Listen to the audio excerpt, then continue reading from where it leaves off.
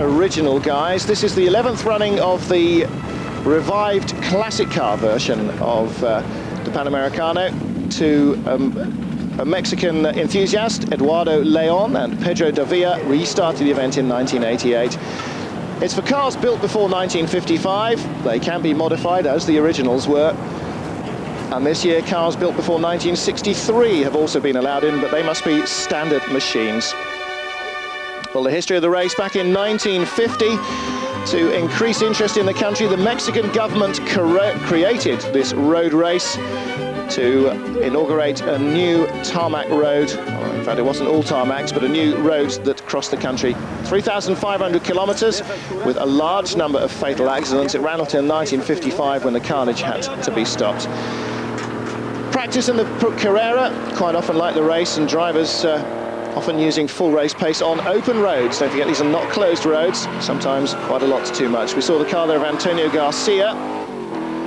That had gone off, and the driver and co-driver mercifully unhurt.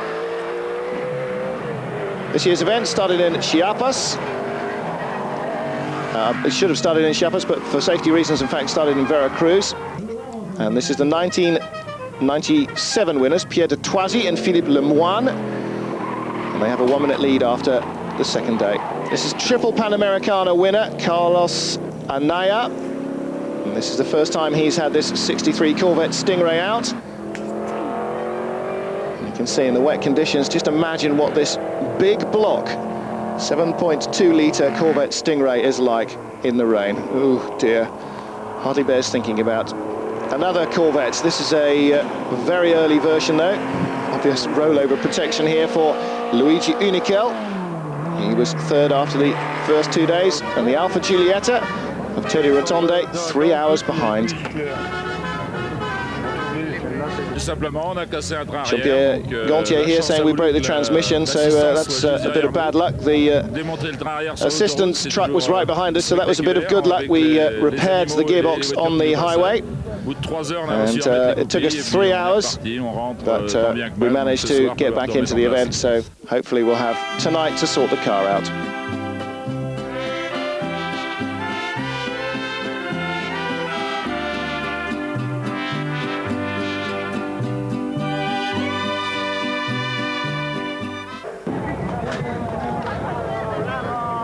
Well, day 3, 600 kilometers ahead of them. And Carlos ANAYA will have broken differential, retiring out on the road. And there go his hopes of victory. El diferencial se rompió. Differential broke in the last stage, he said. It was a very tough section. We lost all the oil in the car. Tonight we'll repair it and start again, but I think we'll be a very long way behind. Well, after ANAYA's retirement, de Thoisy and Lemoine inherit a 4-minute lead, and they win all 3 stages.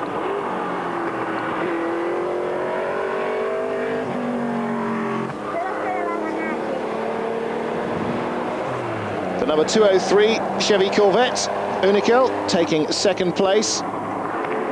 And the Oldsmobile of Franco Soldati taking 3rd place. What a beautiful old machine. Incidentally, if you wonder what Pierre de Thoisy and Lemoine are driving, it's a Studebaker Hawk. Just pass me the anorak while I zip it up.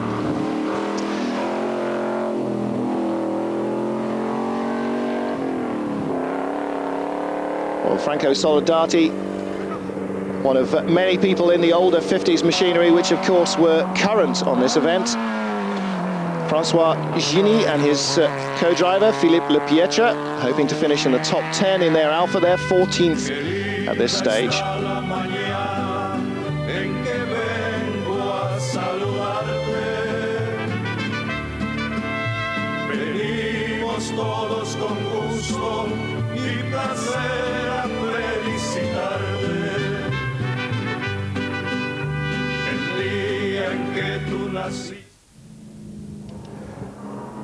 Well, day 4, 2 stages, and de Thoisy and Lemoine win both of them, extending their leads to 5.5 minutes. But of course, with the brutal and unforgiving scenery, that could evaporate in any moment.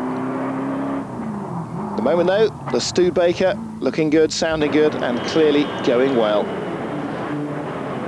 Day 5 and no change among the leaders. The day's stage, La Buffa, is the hardest in the rally. And here is a highly good-looking Mercedes, driven by Max von PEIN.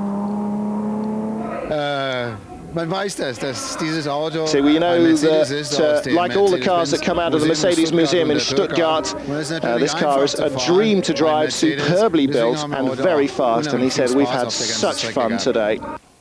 It's a tough life, isn't it? Day 6 and 7, stages mainly on modern highway. But as you can see, still fairly wide open. Very quick stages, though. But this will spell the end of the number 203 machine. Unical's Chevy Corvette breaking its engine and retiring. 2 days to go, the Alfa in the top 10, but they're suffering engine troubles.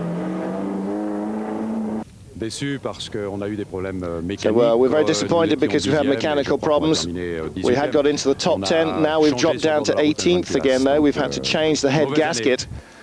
Bad year, he says. Well, there you go.